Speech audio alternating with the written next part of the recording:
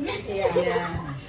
Oke, baik. Jadi kami di sini dari Universitas Islam Negeri Sumatera Utara, khususnya dari Prodi Ilmu Komputer. Izinkan saya memperkenalkan diri dan teman-teman saya, Pak Bu.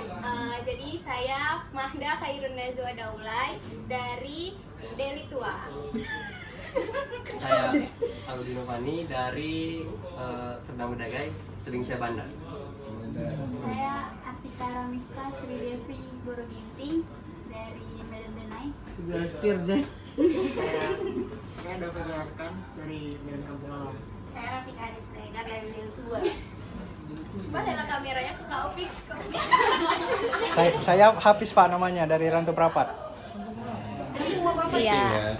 Sebenarnya ini istilah baru untuk kami. Kalau kami pemerintah kota ini tahunya itu green infrastructure atau infrastruktur hijau. Apalagi kita bang hijau-hijau, bang bangunan hijau, green building, bangunan hijau. Kami baru istilah baru namanya green computing. Tadi kami coba cari juga artinya green computing apa. Coba kalian sendiri yang jawab green computing itu apa ya menurut kalian? Dan nanti jawabannya nggak lari gitu. Jadi green computing itu menurut kami masih sama kayak yang Bapak jelasin tadi, kayak teknologi yang ramah lingkungan. Tapi kami kan namanya juga komputer, jadi lebih mengarah ke situ. Kayak misalnya nanti ada komputer rusak, itu dikemanain gitu. Itu juga salah satu mengatasi green computing tadi. Dan juga di sini mungkin ada nggak yang pakai kayak gitu, Pak? Green computing kan Aku udah dapat nih maksudnya apa. Jadi yang aku jawab tadi kan terkait dengan green computing itu kami udah ada terkait program smart city. Seperti itu udah ada supaya itu penggunaan aplikasi teknologi itu bisa mempermudah pelayanan publik. Ya.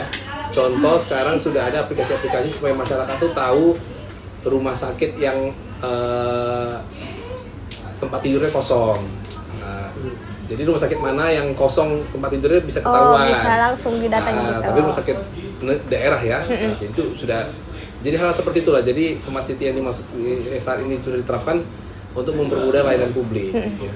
Contoh misalnya sekarang orang urus KTP KK atau akte lahir cukup online dulu, nanti tinggal ambil Dari aplikasi ya, dari Pak? aplikasi. Kalau imigrasi sekarang buat paspor juga ke imigrasi hanya tinggal foto. Nah, itu adalah penggunaan untuk smart city-nya atau penggunaan komputer atau aplikasi yang mempermudah layanan publik. Baru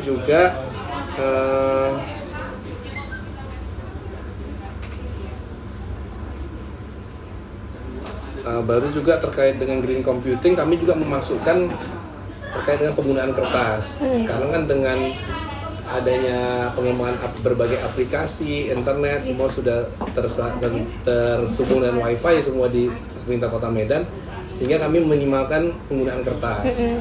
Dalam artian sekarang surat menyurat kami ya di Bapeda ini sekarang semua sudah by online, tanda tangannya pun udah elektronik. Iya, di backup dari handphone, smartphone ataupun sekarang PC. sudah SSN ya, standar sertifikasi nasional kan, BSSN ya, standar sandi nasional ya. Nah, itu kan termasuk green computing lah ya. Jadi itu mempermudah juga mengurangi limbah semua lah ya. Jadi berarti pertama tadi contohnya tentang e-government udah terterapkan, baru juga terkait dengan pengurangan sampah kertas juga sudah mulai lah ya. Walaupun belum betul-betul besar tapi sudah memulai lah. Kami sekarang ini sudah minimal kertas-kertas. Walaupun masih juga menggunakan. Baru itu yang green computing yang kami dapat. Baru green building juga. Penghitungan berapa emisi, baru juga penggunaan listrik juga sudah ada hitungannya, bisa terdeteksi dari satu layar, baru juga pengandalian lampu jalan itu juga dari satu layar komputer saat ini, baru penggunaan CCTV, CCTV sudah mulai terintegrasi antar pemilik punya privat. Jadi pemerintah tuh bisa melihat CCTV punya orang dengan integrasi IP address. Walaupun masih program yang belum berjalan maksimal, tapi paling tidak sudah dimulai lah ya. Istilahnya milestone-nya udah mulai berjalan. itu ada beberapa ya terkait dengan green computing Iya. yang sudah kami terjemahkan dari yang kami paham. Tadi yang adik sebutkan terkait dengan sampah. Nah, sampah itu kan kalau komputer elektronik itu masuk sampah B3 sebenarnya. Sampah B3 berbahaya. Aku lupa kepanjangannya, tapi intinya sampah B3. B3.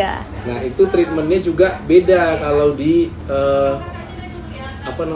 secara aturan. Itu posisinya harus dibakar. Oh, berarti Di insinerator harusnya kalau sampah B3. Walaupun pada aplikasinya saat ini belum semaksimal itu dilakukan. Tapi seharusnya sampah B3 itu harus dibakar. B3 itu termasuk sampah elektronik, baru di dalamnya ada sampah jarum medis, sampah medis itu termasuk sampah berbahaya, nggak boleh dicampur. Itu harus dibakar langsung karena bersifat kontaminatif ya. Termasuk sampah elektronik juga kan dia bersifat kontaminatif, dalam artian kalau itu lama-lama tenggelam di air itu bisa beracun. Ya, kita banyak kejadiannya walaupun tambang kasusnya ya, seperti tambang Minamata yang di Manado itu juga kan kejadiannya kena tambang itu mencemari air laut, logam-logam berbahaya, akhirnya masyarakat sekitar terkena leukemia, kanker dan lain-lainnya. Nah itu juga terkait sampah elektronik, itu kalau misalnya lama-lama di air, di sungai itu mencemari air. Sedangkan air itu nanti kita gunakan kembali, kan air sungai itu nanti kan didaur ulang jadi air PDAM. Walaupun nggak semuanya, masih air ini bangnya dari sumber air mata air, ada juga dari sungai ya. Dari bawah tanah, itu juga dari serapan dari sungai juga. Nah, itu maksudnya kenapa sampah elektronik itu termasuk sampah berbahaya yang tidak boleh dibuang sembarangan. Nah, karena dia bisa melebur logam-logamnya, mengkontaminasi tanah, air dan lain-lainnya. Itu ya. Terjawab ya untuk yang green computing ya. terus selain komputer. Masih green computing ya? Iya. Ini kan nih lihat kondisi di sini ya Pak. Kan kertas tadi masih belum sepenuhnya paperless kan. Itu kertas-kertas yang udah nggak kepake lagi kira-kira di kantor ini kemanain ya Pak? Nah, karena ini kantor pemerintah, itu kami ada kewajiban harus mengarsipkan dulu. Ya, jadi ada arsip yang dia klasifikasi penting, tidak penting, biasanya itu 5 tahun. 5 tahun dulu baru bisa pemusnahan ya Bang ya. Nah, 5 tahun dulu baru bisa pemusnahan. Pemusnahannya? Jadi, oleh kantor arsip, biasanya dibakar. Oh iya, dibakar juga dibakar berarti. aja. Tapi pada umumnya itu 5 tahun karena arsip-arsip kantor itu penting. Bahkan yang print tapi gagal print itu biasanya bisa jadi alat pemeriksaan untuk auditor biasanya. Berarti pernah terprint gitu, pernah tercetak. Nah, jadi nggak bisa langsung dibuang itu. Nah, tapi saat ini posisinya kami sudah mulai dari tahun lalu, sebenarnya udah lama sih, terkait dengan penggunaan aplikasi sarana untuk semua surat menyurat melalui online. Bahkan tanda tangannya juga sudah elektronik. Pandangan mereka, pegawai yang lain lah misalnya, kepedulian mereka itu setingkat mana ya Pak? Nah, Tentang gini, green computing tadi.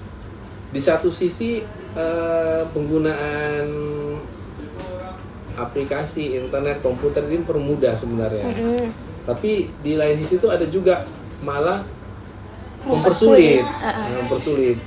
Contoh mempermudah kayak tadi ya, kami bisa kerja dari rumah, karena juga kami kerja dari rumah ini. Iya, WFH sekarang. Iya, kami surat tinggal dari online jujur gitu kan.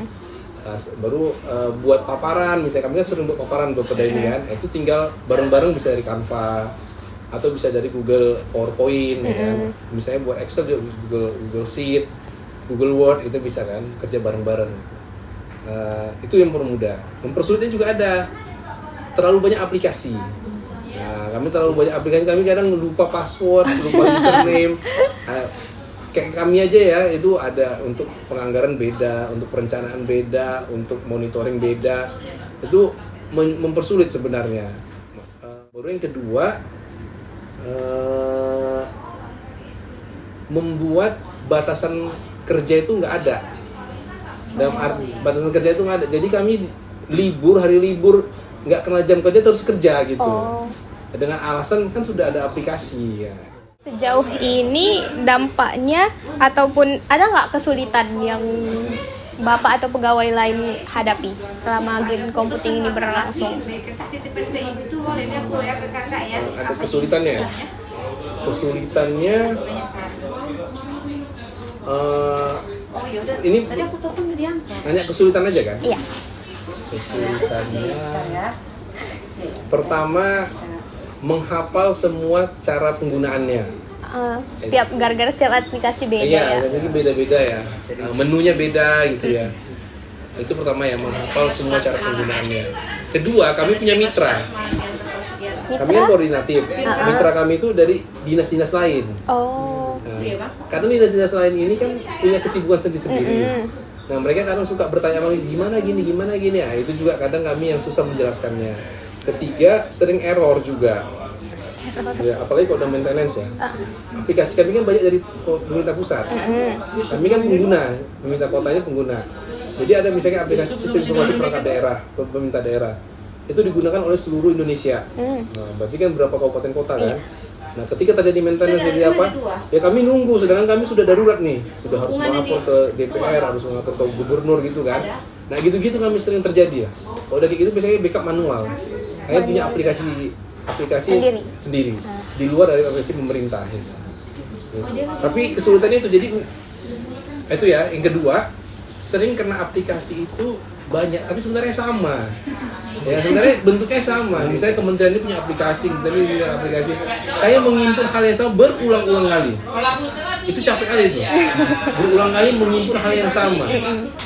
Padahal itu niatnya tujuan itu sama. Misalnya Kementerian Dalam Negeri membuat aplikasi ini untuk pendataan anggaran jalan ya kan.